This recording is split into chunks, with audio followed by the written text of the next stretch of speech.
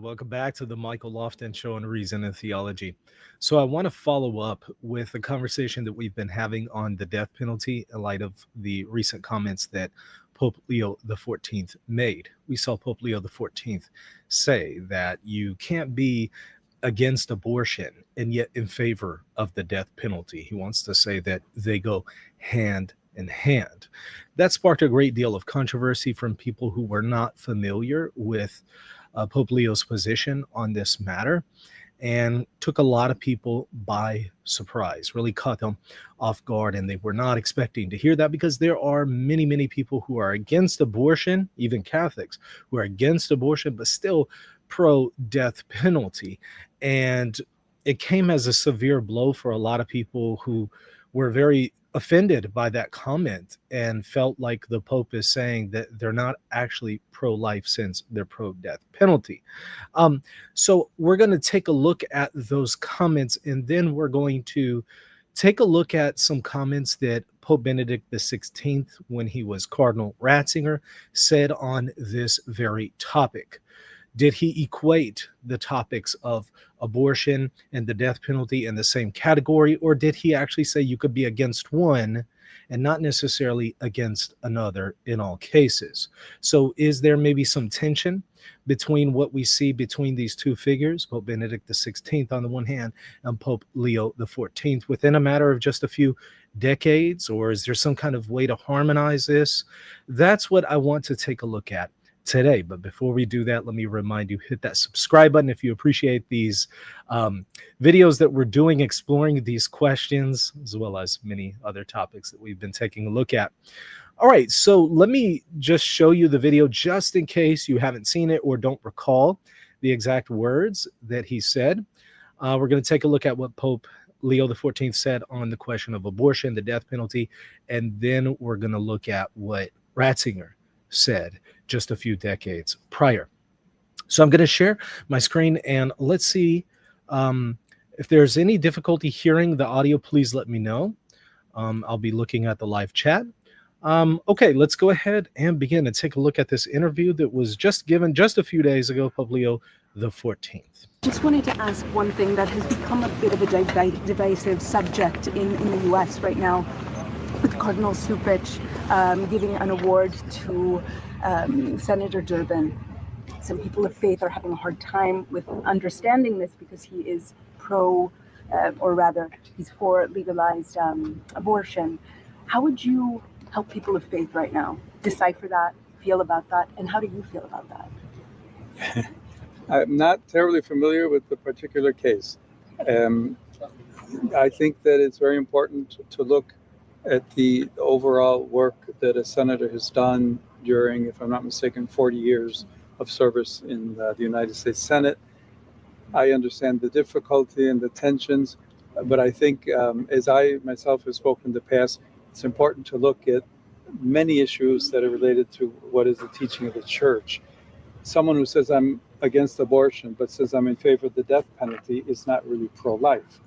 There it is, ground zero.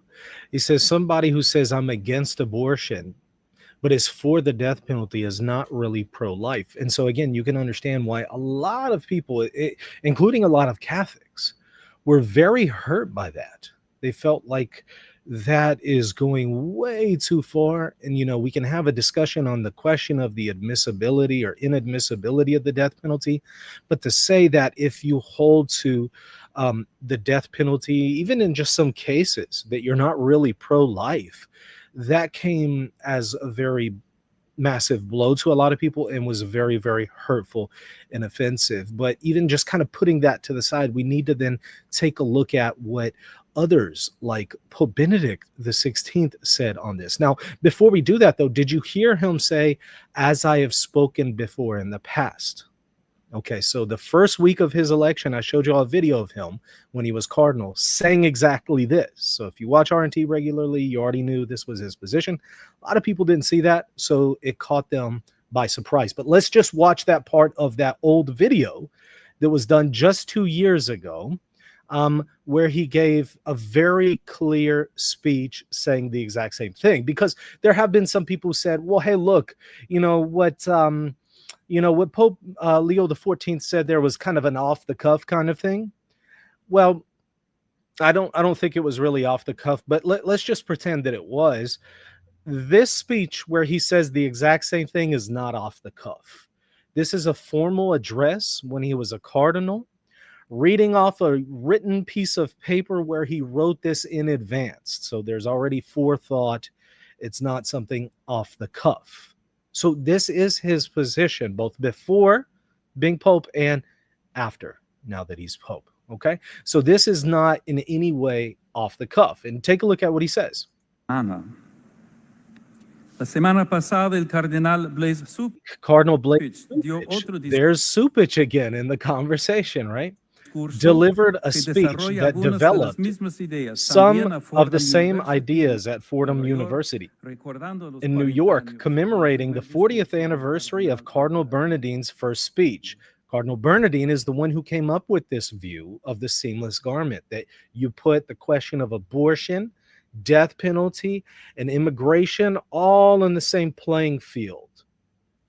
And that is what Pope Leo XIV here as a cardinal is affirming. He's affirming that position. Cardinal Bernardine concerned about how abortion and other social justice issues had even divided some sectors of the church, presented an important response that had its origins within church doctrine, and from this teaching looked outward. Looking, he says, at society within a framework that he called a coherent ethic of life. Cardinal Bernardine continued to develop this idea until his death in 1996.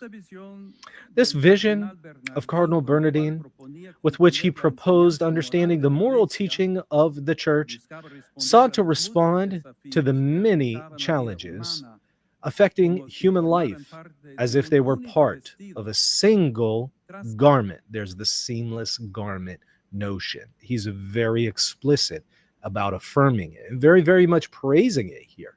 Okay, so far from off the cuff, premeditated, written in advance, reading off of a piece of paper at a formal address. He says it charts a path for the church that can serve us today as well. So he's recommending that, the seamless garment for today. He says, for example, a Catholic cannot declare that he is pro-life just because he holds an anti-abortion stance, but then say that he is in favor of the death penalty. Okay, so there you have it.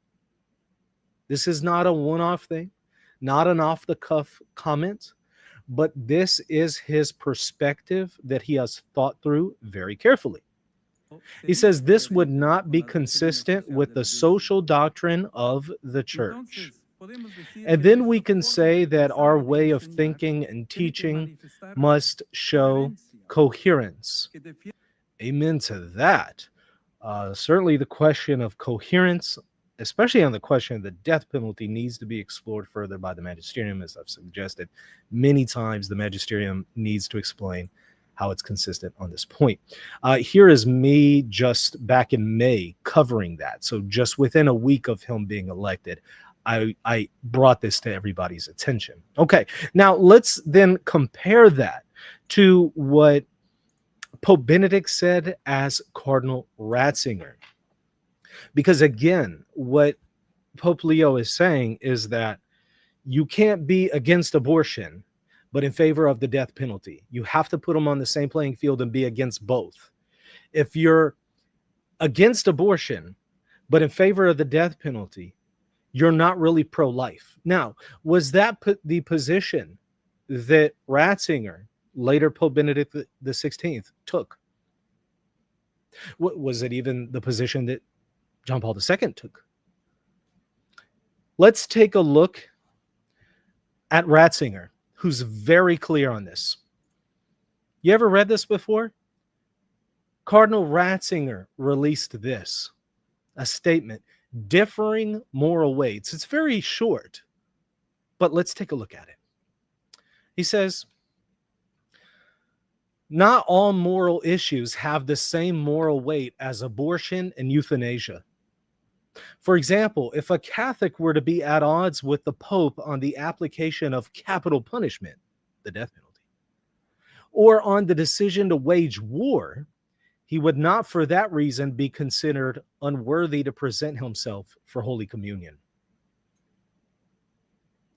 While the Church exhorts civil authorities to seek peace, not war, and to exercise discretion and mercy in imposing punishments on criminals, it may still be permissible to take up arms to repel an aggressor or to have recourse to capital punishment.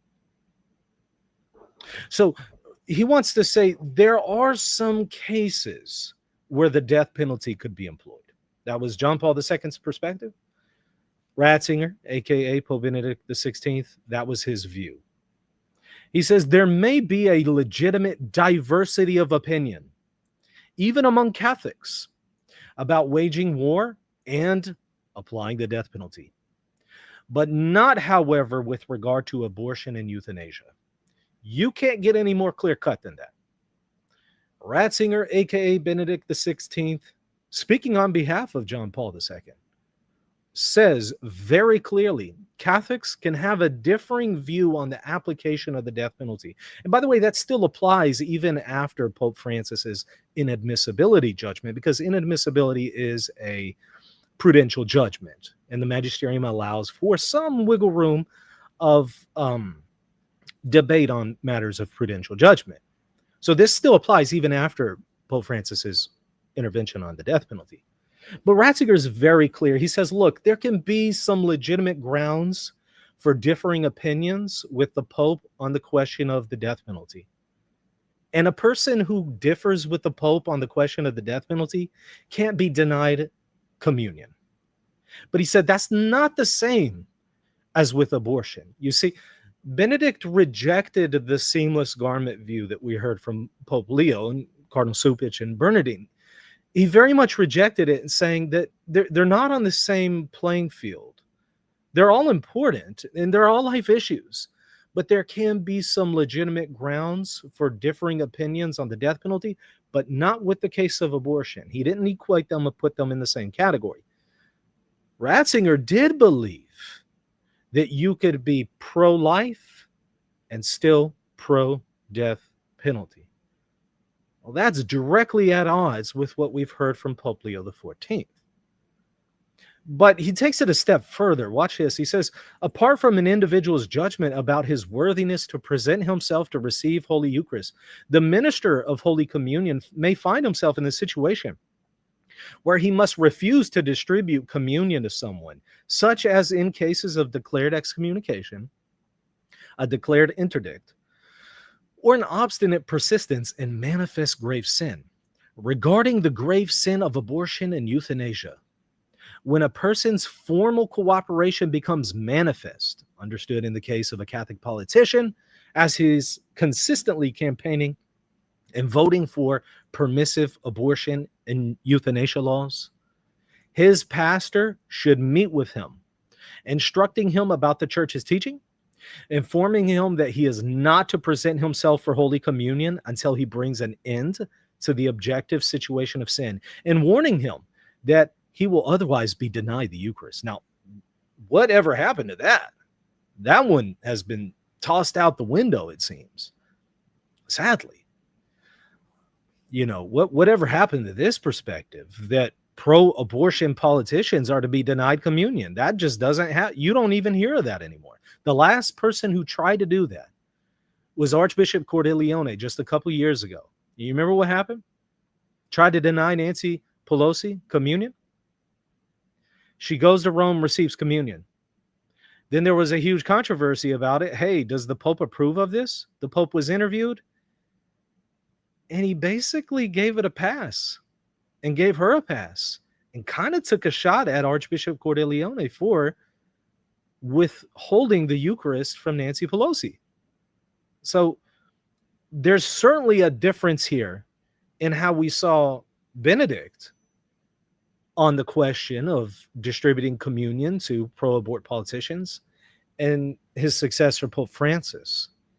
But again, this is in the broader discussion of, he's saying you have to deny a pro-abortion politician communion, but you can't deny you can't deny somebody who's pro-death penalty communion, because they're not in the same category doctrinally.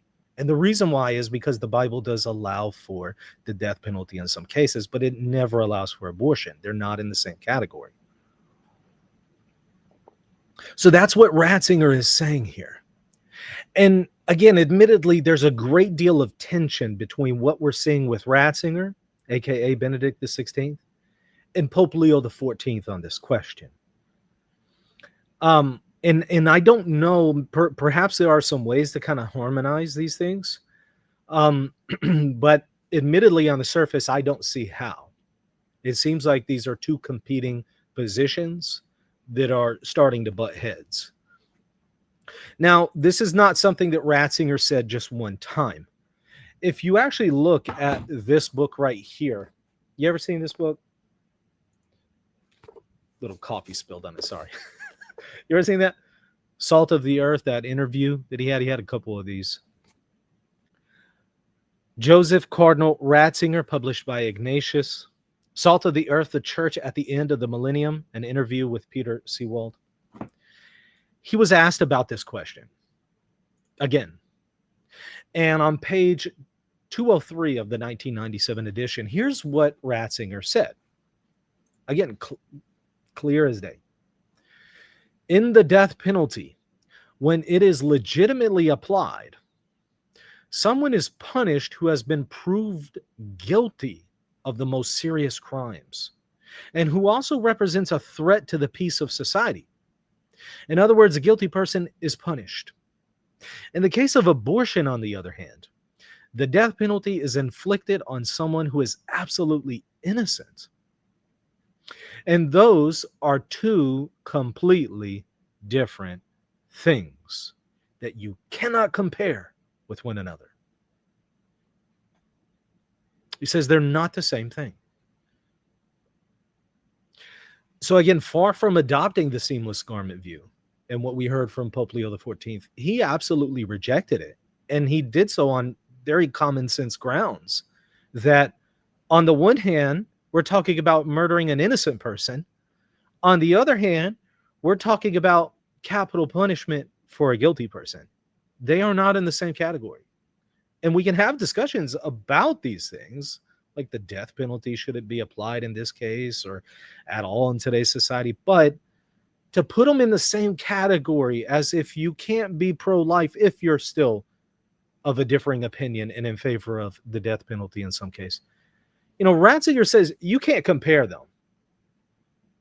It's not only conceptually, categorically different, but also even practically with the application of communion and withdrawing communion and withholding communion, they're not in the same category. Now, was this kind of something that we just heard a few decades ago from Ratzinger? No. No, this is something that even the United States Conference of Catholic Bishops has been repeating up until recently, up until now, which causes some interesting tensions, because not only is there now tension between some of the past popes and the present pope on the question, but there's also tensions between the USCCB and the current pope on this question.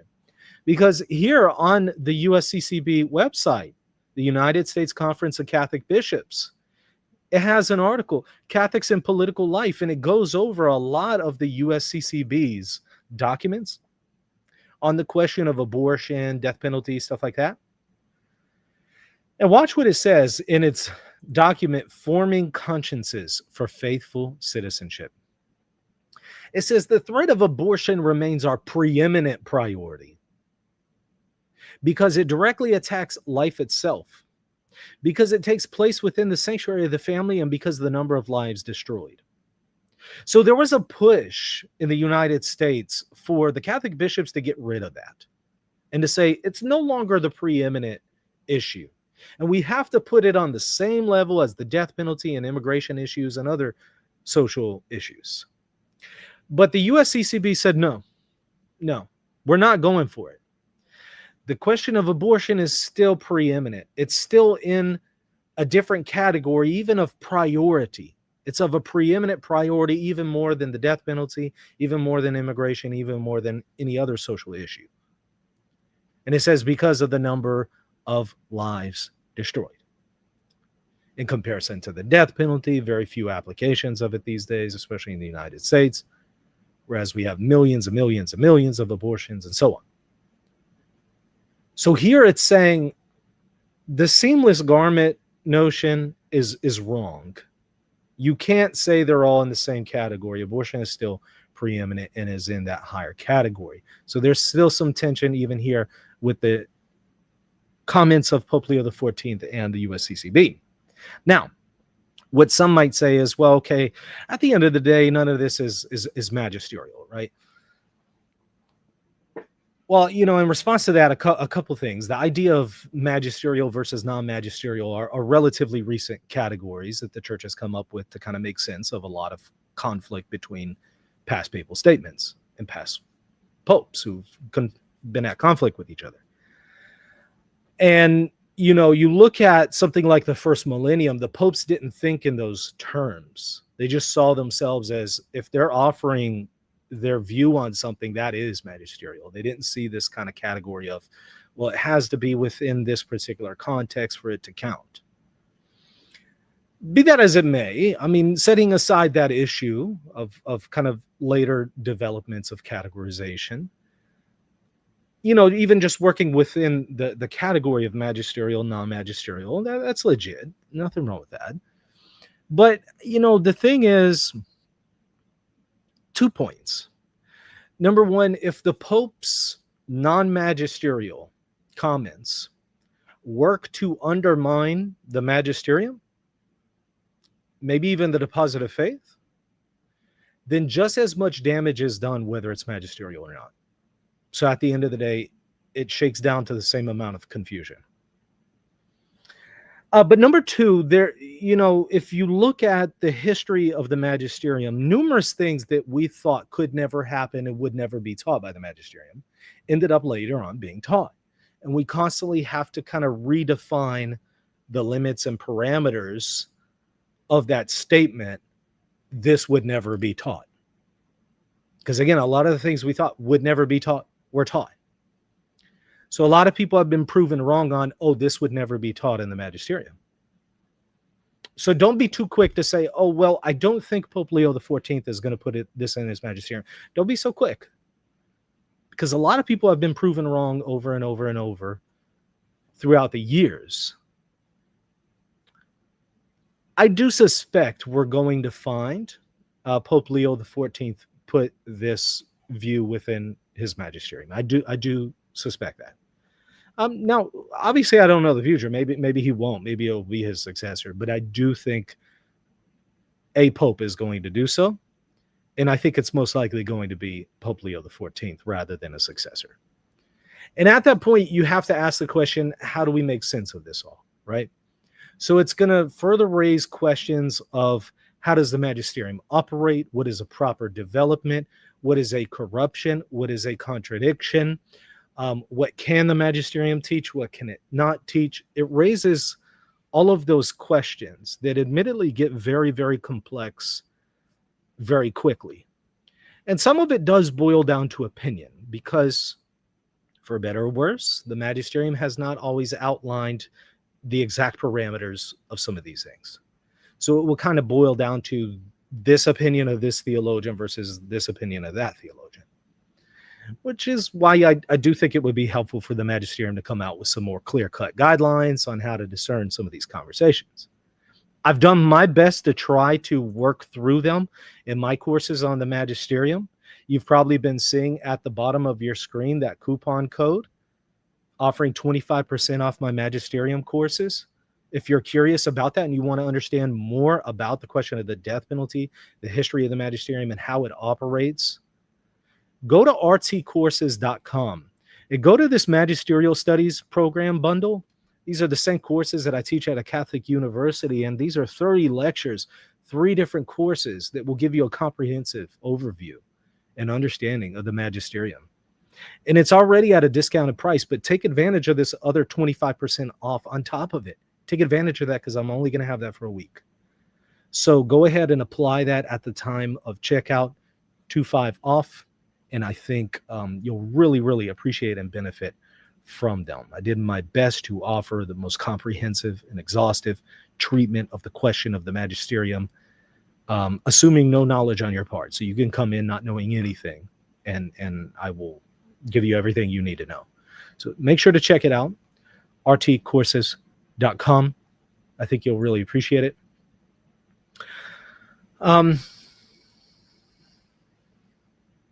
I see a couple people in the chat. Just wanted to grab some comments. One commenter says, Michael, I do agree abortion is not in the same category, the death penalty and the issue of immigration.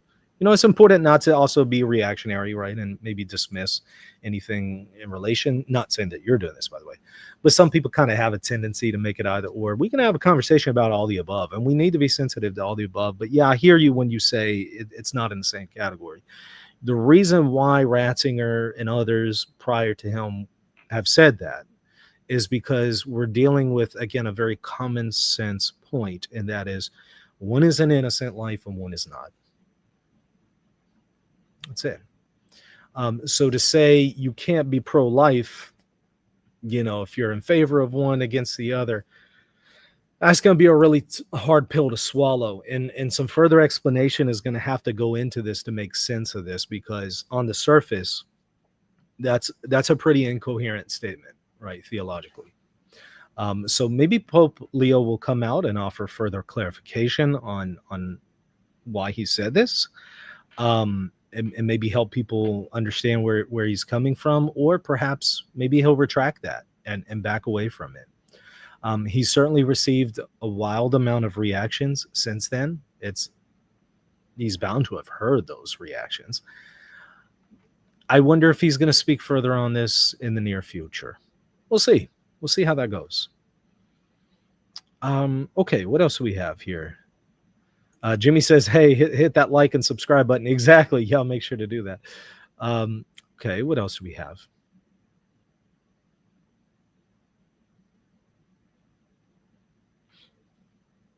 Amato says the Holy Spirit is wise. Through an American Pope today touches upon very delicate, touches upon very delicate fibers of American culture and points out the need to examine one's egos. There may be the wound and pain. I don't think this is an American issue. You know, when Ratzinger made those statements, he wasn't speaking as an American, right? These are not American versus non-American issues. So I don't know why people kind of tend to put it in those categories. I don't think that's accurate. The fact is, you could still have this discussion and debate if America had never existed. So, but yeah, as far as the Holy Spirit, I don't exactly know what you're referring to. I'm not exactly sure what the Holy Spirit has to do with any of this conversation. Of course, you know, Catholicism nowhere teaches that the Holy Spirit chooses the Pope or guides every interview of his or something. So I'm a little unclear, but I appreciate the comment. Okay. What else do we have? One commenter says that's a lot of books. Okay. All right. What else do we have?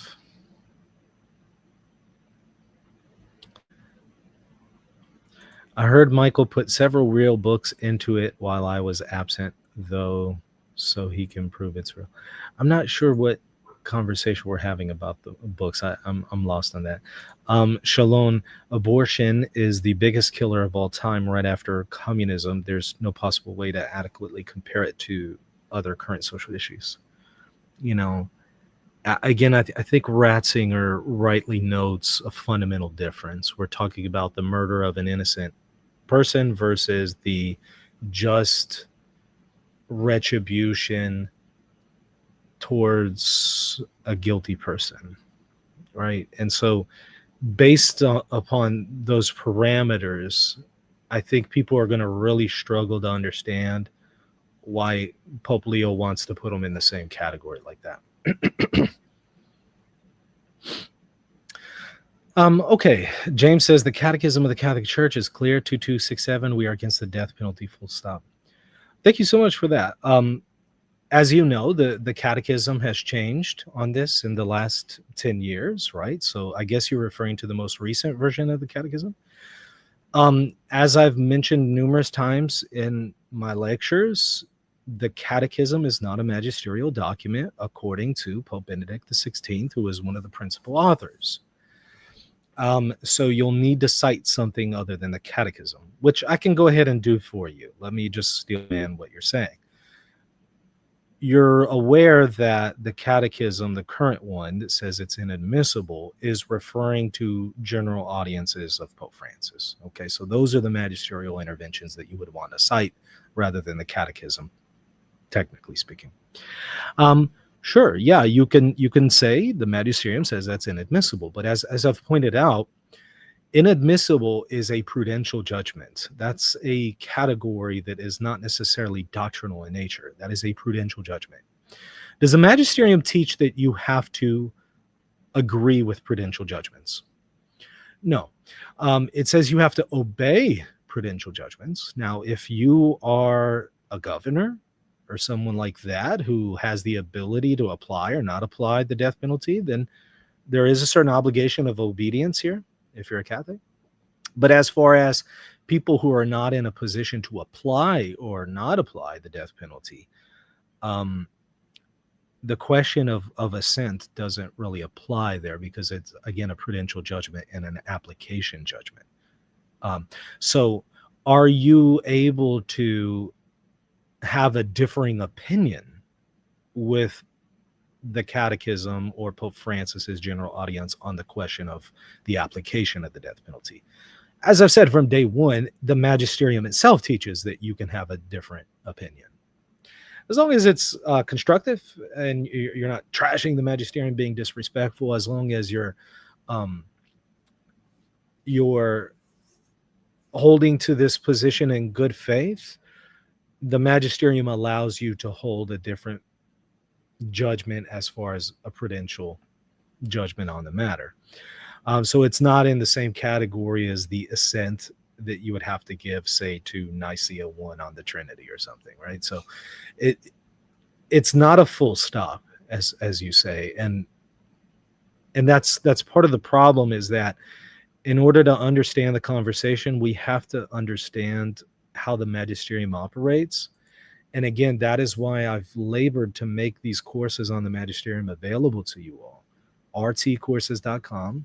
Go here, Magisterial Studies Program.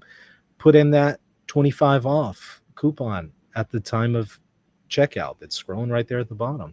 Take advantage of this. We can no longer, unfortunately, afford to be ignorant on these conversations, because it's going all over social media, this particular question of the death penalty, in light of these comments from Pope Leo. So we can no longer afford to be ignorant on these points. So please take advantage of those courses. I think you'll find them very beneficial. Okay, what else do we have? Lots of people are struggling to understand the Pope's words. Yeah, look, I totally understand. It's not entirely clear how the seamless garment theory that he's proposing is internally coherent in light of, again, what we saw from Ratzinger. So I think that it would be helpful for Pope Leo to clear the air, dispel the confusion, and bring some clarity by offering some attempt to make sense of it or to retract that position, and kind of revert back to what Benedict said. One or the two. The state of confusion, however, the current state that we're experiencing right now, is not going to be constructive. And so I think he's going to need to do one or the other, right? Either explain how this is coherent, or let's go ahead and retract that one and walk that one back, Okay, what else do we have?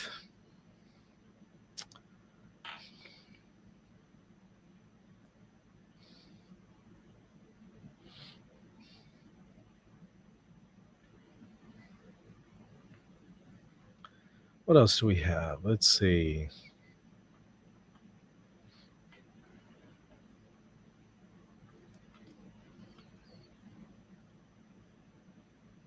Looking through the chat. Matthew says, I don't actually think you can hold a differing opinion opposed to the death penalty. Feel free to disagree with me. If you come to a different conclusion, feel free to do that. I appreciate you offering your thoughts there. I think I'm on solid ground here, but again, feel free to, take a different position and argue, the contrary. That's perfectly fine. I think that's part of the problem, though, is that you'll see people coming to different conclusions, which all the more affirms what I've been saying, is that the magisterium itself needs to come out and further explain this, because until then, you're going to have people with differing opinions on this. But I do believe I'm on solid grounds for what I've said here. Okay. Okay, Michael, what's the difference between getting the course through your website or the college you teach at? A huge financial discount if you get it through my website, rtcourses.com. But of course, it's there's a difference with the certificate program, right? And so that's the biggest thing. But yeah, financial difference. So go ahead and take advantage of the discount that I'm offering here. Okay. So Matthew says, regardless, no one can dissent publicly against it, according to Dona Veritatis 34. Well, dissent would be a category of a doctrinal teaching, right? Not necessarily a prudential judgment. So you would have to argue to sustain your position. You would have to demonstrate that the question of dissent applies to prudential judgments. I think that's what you would have to defend, to uphold your position. Okay. One commenter says, the magisterium is clear as water. People are purposely confused because they can't leave their previous biases. No, I think I've demonstrated in this video why people legitimately have a lot of questions. I don't think it's helpful to be dismissive like that. I think that's overly dismissive of the conversation surrounding what the Bible teaches and what the magisterium has previously taught and what popes have said even just a few decades ago. So yeah, I don't think that's gonna work, to be honest, to be fair. But I appreciate your comment. Thank you. Okay, so James says, St. John Paul II.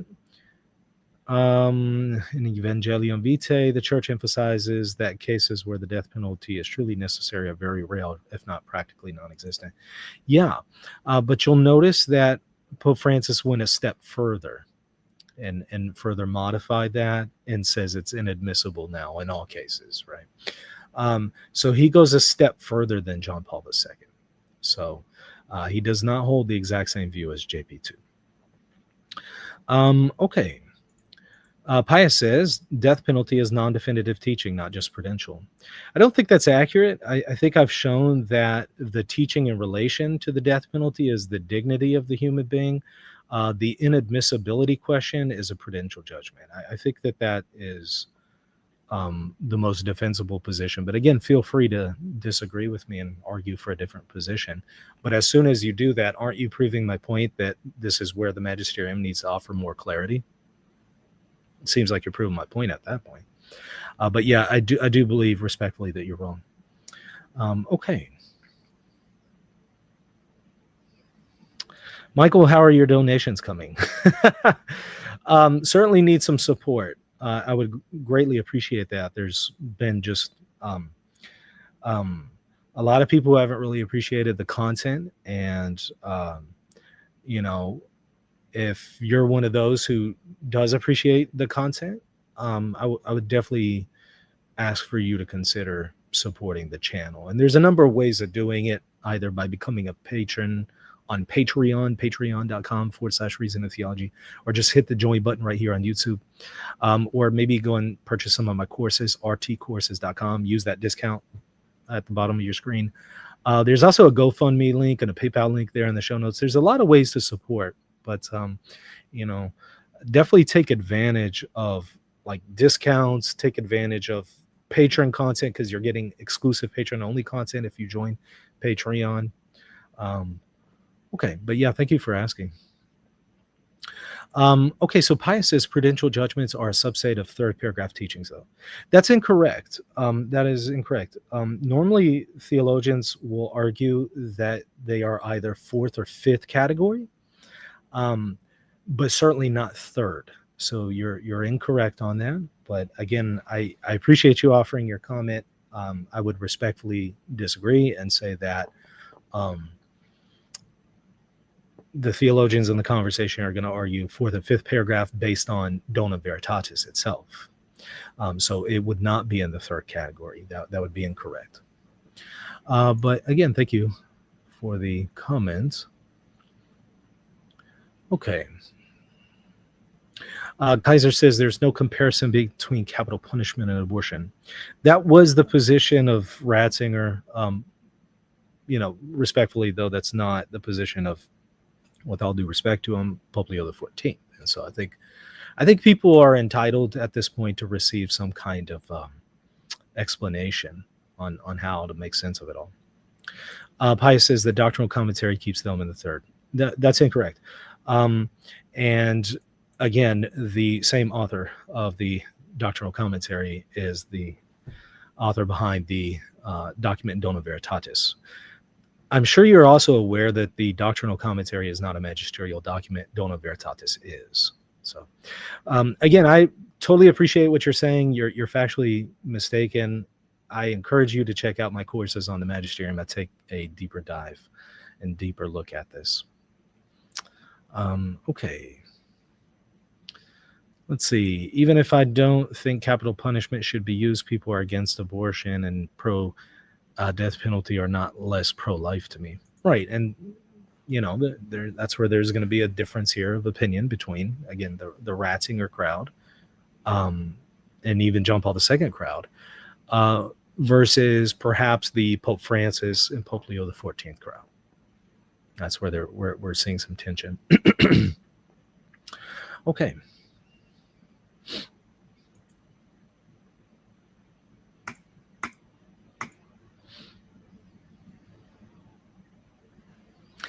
I think I grabbed everything, and I appreciate the interaction from everyone there in the comments. Here's something. The painting with magic show says, what is the point of the Catechism of the Catholic Church? It serves as a compendium of church teachings and disciplines. I'm new to Catholic and OCIA. What is a magisterial document? Magisterial document is a document of the teaching authority of the church that is authoritative in one way or another. There's different levels to that authority. So it's going to be like an official document of the teaching authority of the church. What is Vatican II? Vatican II is the most recent ecumenical council of the church, where it is both a ecumenical council that teaches on matters of doctrine and also offers prudential judgments. So good question. The CCC helps teach our doctrines. Correct. It's a compendium. So it kind of compiles, puts together in one nice, concise place a lot of the interventions of the magisterium throughout history on matters of doctrine and also discipline. And I see you there, Pius, in the chat. Thank you for your further interaction there. I would encourage you, again, to reread Dona Veritatis and also check out my courses where I go into this in more detail. Okay, let's see. Did I grab everything? All right, I think I did. All right. So I hope that y'all found this to be helpful, insightful, informative. If you did, let me hear from you. Hit the like button, hit the subscribe button. Let's see, one more question. Pius asks a good question here. So the profession of faith is not actually covering death penalty assent. So the Professio Fidei is different than the doctrinal commentary on the Professio Fidei that you're referencing earlier. I think you're aware of that, right? The Professio Fidei is the actual profession of faith. It's simply the Nicene Creed and 3 concluding paragraphs. Earlier, you were referencing the doctrinal commentary on the profession of faith, which are not the same, right? The doctrinal commentary is the commentary of Ratzinger and Bertone, which I highly recommend that people read. And I cover exhaustively in my courses on the Magisterium, and numerous videos here on this channel. For better or worse, like it or not, it's not an official document of the Magisterium. It's released from the offices of the Congregation for the Doctrine of the Faith. If you read the bottom, it was never given any kind of papal approbation, either in common or specific form, at least not in the document itself. I have shown some potential exceptions to that elsewhere. Now, the document I referred you to that offers further clarity on this issue, where prudential judgments are not in the same category as the third category and third paragraph, is from Donum Veritatis, and that is a magisterial document, very clear cut. So again, I refer you to that already, and to the lectures I've offered in this conversation. Great questions. I appreciate the interaction. Okay. I doubt there are 4th and 5th paragraphs the profession of faith would envision that. Well, well, I hear you. I would appreciate it if the profession of faith had envisioned that. I hear you on that. It didn't. And because it didn't, Donum Veritatis was then written to further explain it, because it didn't. That probably means that Pope Leo needs to update the profession of faith to reflect that.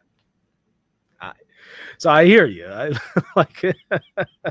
It should. It unfortunately doesn't. Think about it. For what, 1800 years, the church didn't even have this category of the third paragraph. It just wasn't there. You can argue at best it was assumed. But non-definitive teachings, show me one explicit reference to that in anything prior to the last 200 years. You won't find it. You won't find it. And there are plenty of professions of faith in the last, 2,000 years or so. And you won't find them up until recently. And so as far as what it should say, yeah, I agree with you. It should. It doesn't, unfortunately. That's part of the problem, right? And like I said, some of these categories are very, very recent categories to make sense of a lot of contradictions that we've seen in the past.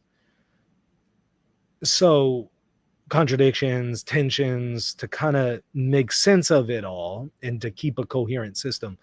These are later categories, recent categories, that are created in order to make sense of it all and still holds to the integrity of the magisterium. Because without the categories, it's not coherent, and there's no integrity and there's no consistency. The difficulty, however, is given that they are recent distinctions, they don't always map on very well with previous interventions, reading them into previous interventions. They don't. So there's a lot of tension there, which is why, again, I think the magisterium needs to offer further clarification. Okay. Super chats are not working. I'll have to see what's going on. I apologize. I don't know what's going on there. I'll see if I can find out. I didn't disable any kind of setting, but I'll see if I can find out. Maybe try to leave a super sticker question after this posts. Put it in the comment section. I'll take a look and I'll respond to it. Okay, that's going to do it for now. Hope y'all enjoyed this. Hit the like button, hit the subscribe button, go to rtcourses.com for more, and make sure to take advantage of this coupon code for the discount on the magisterial courses. See you later.